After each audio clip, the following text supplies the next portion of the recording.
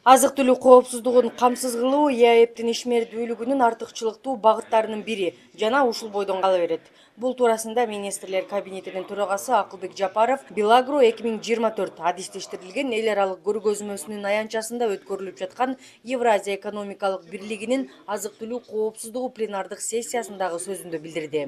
Акылбек Жапаров белгилегендей, көргөзмө жогорку кадыр баркка ээ жана салттуу түрдө өзүнүн аянтчасында алдыңкы агрардык жана өнөр жай секторун гана эмес, эл аралык өнөктөштөрдү да чогултат. Эсеп боюнча 34-күнчү көргөзмө Евразия экономикалык биримдиги жөнүндө келишимге кол коюлгандыгынын 10 жылдыгын майрамдоо мезгилинде өтүп жаткандыгы кубандырат.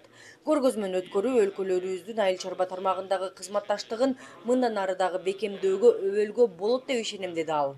Эл аралык эксперттик уюмдардын эсептөөлөрү боюнча 2022 жылы 58 өлкөдө жана аймактарда 258 миллиондон кем эмес адам азык түлүк коопсуздугу көйгөйүнө туш болгон жана 2028 жылга карата жер шарынын дээрлик 1 миллиард калкы тамак аштын жетишсиздигине дуушар болот.